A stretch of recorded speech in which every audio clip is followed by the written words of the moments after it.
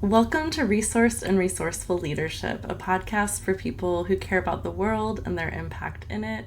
I'm your host, Christine Pettit, Dr. Christine Pettit, and I'm so excited that you're here with me today. Thank you for listening in.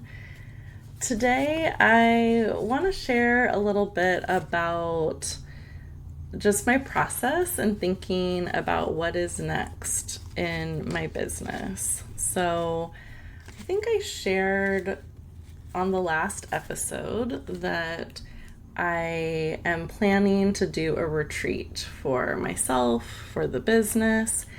And so I've actually done a little bit more preparing for that and thinking about it.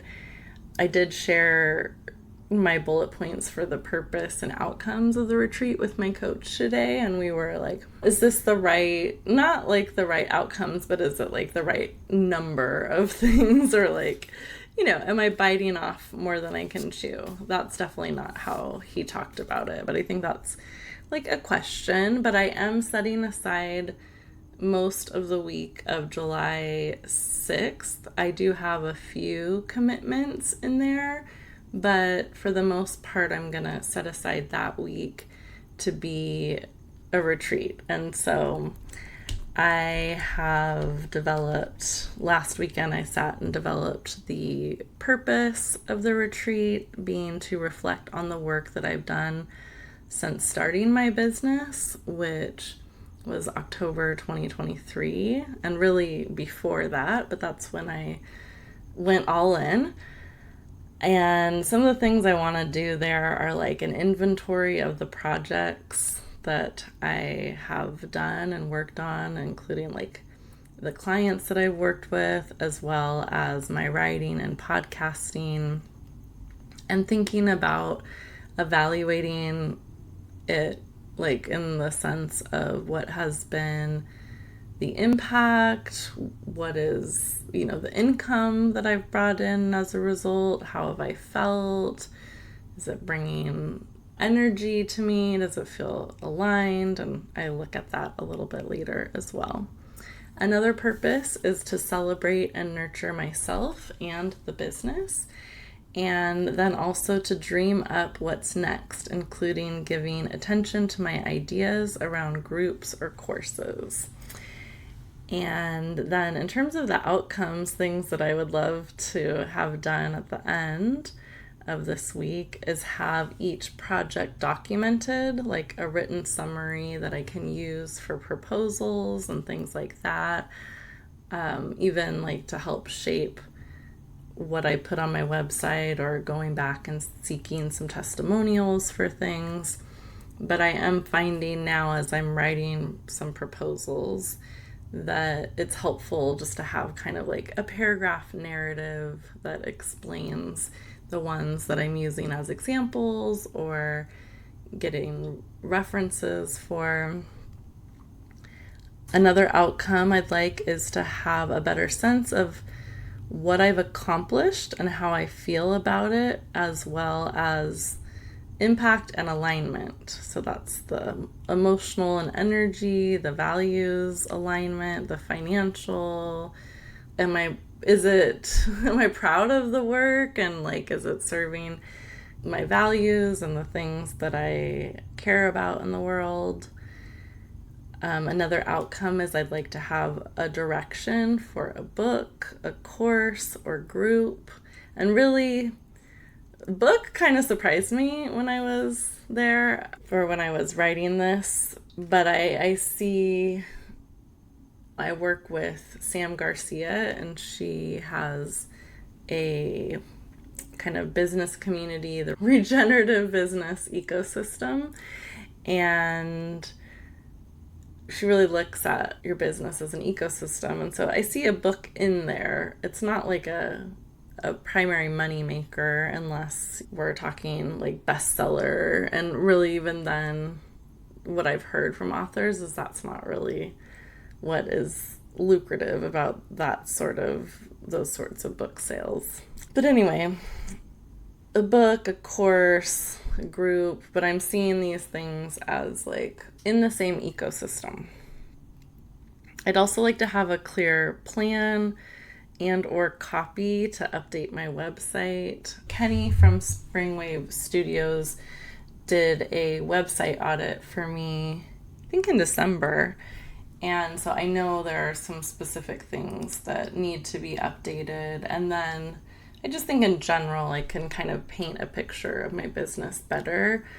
So that's something I'd like to do. And then at the end of the retreat, I also want to feel accomplished and like I loved on myself too. Like I had some fun, built in some connecting time with others, maybe like going to some different locations, and I had brainstormed the nature center, maybe the Korean spa, coffee shop, my office, the ADU. But just recently when I was brainstorming, the idea of going to the aquarium came up as well. And we do have a membership to the aquarium here in Long Beach. And it's fun to go as an adult. And I think I could totally go there and like, whether it's listening to something on my podcast or reading through something I printed out or even taking my laptop to the cafe they have there, I think it could be a place to do that. Other ways that I would feel like I've loved on myself or had fun would be incorporating some yummy food, some good tea, building in dance breaks, and playing records. And I had a coaching session today, and my coach asked me what I would listen to. And I have a new Talking Heads record. Well, not a new, but new to me, that I just recently bought at our local record store. And so that was one. Definitely Yeah, Yeah, Yeahs. I have a lot of Simon and Garfunkel, though that's kind of like a different vibe.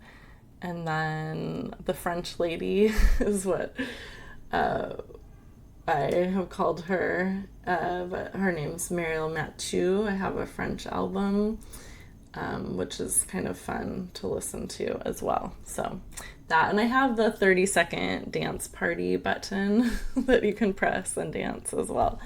So that's kind of what I'm thinking about. And so I want to build out this week, and I am thinking about ways to incorporate some like accountability or co-working into this as well. So if you're listening and you're like, yeah, I've been wanting to work on something, I want someone to check in with about this, let me know. And I also put it out there for the Facebook group of the Regenerative Business Ecosystem, just, okay, I'm going to be retreating, so if anyone wants to like parallel play or whatever, so I'm just kind of like taking some steps to prepare and like plan for this retreat with the care that I would for a client. But this is for my business. So yeah, I'm excited. Some of the prep work that I want to do has to do with decluttering, in particular my office. I did get some coaching around this today. I have a lot of shame about the clutter that I have and the disorganization. I don't know. I think a lot of people I work with would be surprised because I think in general I'm an organized person, responsible, follow through. I don't want you to get the wrong impression of me, but the clutter, there's a lot of shame there. I come from multiple generations of people with hoarding tendencies, some very strong. And then also, I think, so there's that piece, but also organization and like home life has never been a top priority for me. I have a busy, dynamic life, and that tends to fall by the wayside. As part of the unshaming, I sent a picture of my office to my coach. He didn't ask for it, but I was like, I just feel like I need you to understand what I'm talking about. And yeah, I'm like, I want to kind of clear some space there. And I have the way to do it. And tonight I actually did some of that with my daughter, with Ellie, not in the office, but we have an art cabinet. It has art supplies in it in our living room. And then I got these baskets to put on top. There's one for kind of family stuff, one for Renee, one for Ellie, one for me. And it's meant to be like a in-between place for clutter if we don't have time. I don't know, like as I'm saying it out loud, I'm like, maybe this is not a good idea to have an in-between place, but it's like, it's kind of like an inbox, like this needs to be dealt with. And I think part of it too is then to help clean up without being the one who has to put everything away. I could put Ellie's stuff in her inbox, and if Renee has something out, I could put it there or whatever. But what has happened is it was just this like big pile of stuff.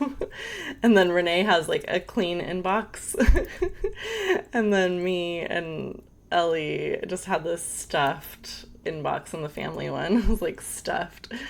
And random, like her stuff was in mine, the dog stuff's in both of ours, whatever. So the family one is now pretty much Gus's, our new dog. But anyway, Ellie and we pulled out the baskets. I say we, but I pulled everything out of the baskets and we went through it tonight and actually were able to put things away and throw away some stuff and recycle some stuff. And I even got some to-dos off my list, like my car registration, and I had some like holiday cards sitting in there that I hadn't dealt with. Not like dealt with, but like, oh, I want to input that person's address into my address list, and I want to make sure I remember this person's dog's name. So I was able to take care of that this evening too. So that was really good. And I had a card in there for my friend's son and like a gift card for his birthday, which was in February. And so I finally wrote a note in there and was like, I am sorry that I am not timely or consistent with birthday wishes, but I'm always rooting for you. And I'm gonna try to get that in the mail.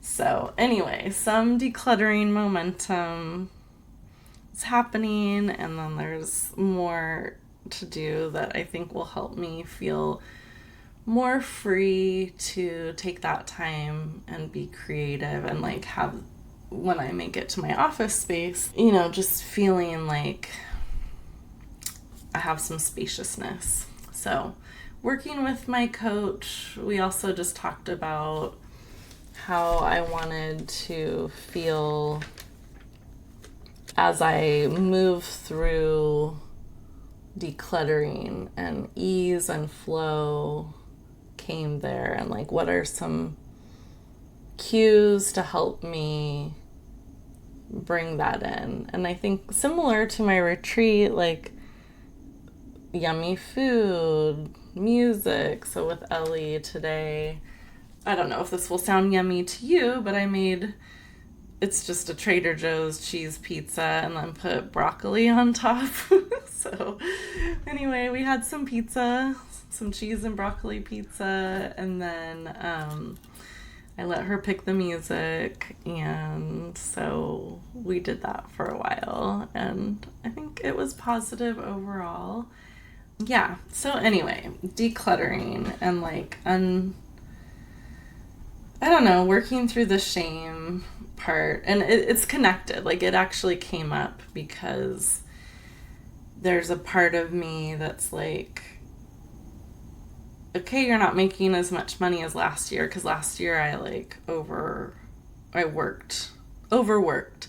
And so I took the summer pretty much off and then have had a lighter workload this year.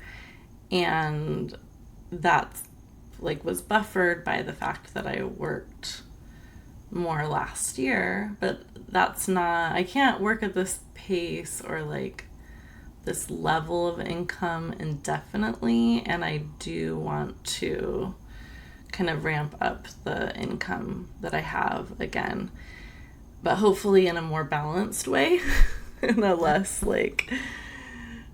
overworking way. So anyway, I mean, part of the goal of this retreat and allowing myself space is to develop some ideas, because right now I'm doing a lot of kind of custom and one-on-one work, and I do love that. I want to keep doing some of that, but I also want to create something too that is, I think, more tapping into the creative side. Don't get me wrong, I bring creativity to everything, but more of the, hey, I'm offering this to you, not just oh, you need a coach or your organization needs this specific thing. Anyway, there's a lot of creativity in all of it, but I also want to think about creating groups, creating a course, creating something that I can sell that also demands less of my time in the long run, or maybe, building up engagement in my work that allows for me to work at a sustainable pace and have the impact that I want to. So anyway, it feels a little awkward, these conversations about money and work and all that, they can be a little awkward, but I think it's really important to talk about, so I'm going to. And so this planning, it's really helped ignite some momentum already, and I started working through a course in the regenerative business ecosystem. What am I working on? Drool-worthy offers. And in that, there's a meditation of meeting the soul of your business.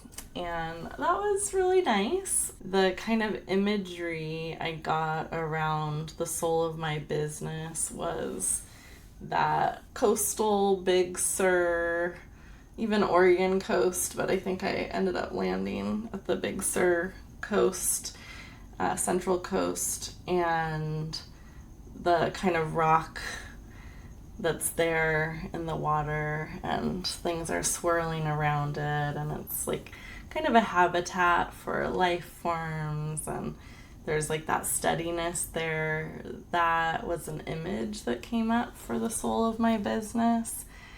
And some of the messages that came up were around really promoting self and community care, that the deeper purpose of my business is it's really an extension of care and love, and bringing more care and love into the world through supporting people in building up their self-leadership and taking grounded and intentional action.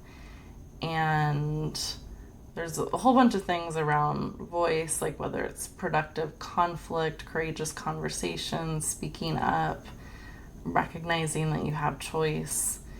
That kind of connects back to self-leadership, but that came out as this is the way that you help to bring more care and love into the world. The soul of my business needs me to own my power, to be confident in myself and my values, to connect with people, to continue to learn and grow. So those are some of the things that came out from that meditation. And Then also, I have this deck of cards printed out from Simone Soul, who I've talked about, and she has the Liberatory Business podcast now and has lots of other offerings. But the little card deck is Playdate with my business, and so the first card I pulled was, if I didn't need to figure everything out right this second, that means. And I said, that means I can relax, play, experiment. And then the second card I pulled was blank, but it just says play date with my business. And I think you're supposed to write your own question or prompt there, but I hadn't. So it was just this blank card. But that, looking at it actually and like thinking about a play date with my business is actually what brought up the idea of going to the aquarium. So I'm grateful for that one. And then I pulled one more card, and it says, if I were 2% braver, I might. And I said I might launch something sooner than the fall, because I've been thinking about waiting until after I get back from the Camino to like launch any groups that I might do. But I'm like, maybe there's something I can do between now and September, and I'm sure there is. So those are some of that's some of the work that I'm doing right now to get more clear on what's next. And in the course that I was just working through a little bit more, an offer came up for me that I'm interested in doing. One is I do have kind of like a freebie that is meant to get more people into my world, but I have done like nothing to promote it. It's linked on my website, and then, but no one's going to my website unless I'm directing them there. And then I posted about on LinkedIn like once, and I think I've mentioned it in the podcast. I'll link it again here. But it's a conversation prep guide, like a difficult conversation prep guide. And it is one of the things that I coach on a lot, is having difficult conversations, communication styles, all of that. I've talked about it many times in these episodes. And I also shared a while back that I used it myself recently, and it was very helpful for me. So in doing, like, thinking about that, there's things that I need to develop, though. Like, one, I kind of want to make that cuter, like make it look nicer or whatever. I mean, it's fine. It's okay. But I need some kind of advertising for it that is compelling to folks. So there's that. And I think like then the next bridge might not be like, for that, it might not be a group or a course per se, but it might be like a one-off session. And I was even thinking about this, like, an hour coaching session and then a 30-minute debrief session, coaching people through one specific conversation, like prepping for that, and then debriefing it and kind of deciding what is next with that. So I imagine from that, people would like get clarity about their relationship, and they could at least feel proud of how they showed up. The challenging thing about these conversations is you can't guarantee the outcome. You can't guarantee that people are going to like what you had to say, that it's going to land the way you want. All you can do is prepare to show up with intention. But I do think I've done some coaching around this with folks, and it's been helpful. And so that was kind of like an offer that I was thinking I could do that. That's kind of like a bridge. I could also see doing like a group, like a communication lab or something like that, where people can come together once a month and like get some support like with their difficult conversations or communication challenges. So that's something that's coming up for me as I work through this particular course. But yeah, that doesn't quite get me to like this idea of doing a course or writing a book, or the group element is kind of there. But I do think it connects. And the other thing that I need to do is when people get on my email list, there should be some kind of like welcome sequence to say, hey, you downloaded this resource, welcome into my world. And right now my emails are just kind of sporadic, like they're down to like monthly. My last email was like, hey, we got a dog. It's interesting. I can't remember everything that I wrote about that, but like having a dog definitely is like testing my leadership, my self-leadership in different ways. So that could be an email I write about, but right now it's like, it's been hard for me to do more than just the podcast each week in terms of communication, which has been really good. Like, I'm proud of myself. I'm doing it. And that's only speaking to like a certain segment of folks in my world, right? Not folks on my email list, not folks on my social media. And some people are listening, but I certainly have like broader connections than those. Anyway, I did have a good meeting with a friend, well, just like a catch up with a friend who I had shared came to me with an idea about a group that I really like. So I'm interested in that as well. And it's like these things aren't all or like one or the other. I'm excited to like create some things. I have a few other things, like big projects in the hopper. Well, I would say they're like potential, but not for sure. We might not get like the strategic planning contract. I may or may not get it. There's some other things that it's like I've been interviewing for, or having conversations with folks about. So yeah, there's that kind of worky stuff too, which is good. And I'm just really wanting to put some energy into creating my own thing too. So yeah, is there anything else that I want to share tonight or whenever you're listening to this? I don't think so. I think that sounds good. I really do appreciate you listening, and if you would like to hear more of the Resourced and Resourceful Leadership podcast, please go in and follow or subscribe wherever you listen or watch your podcasts. I am on YouTube.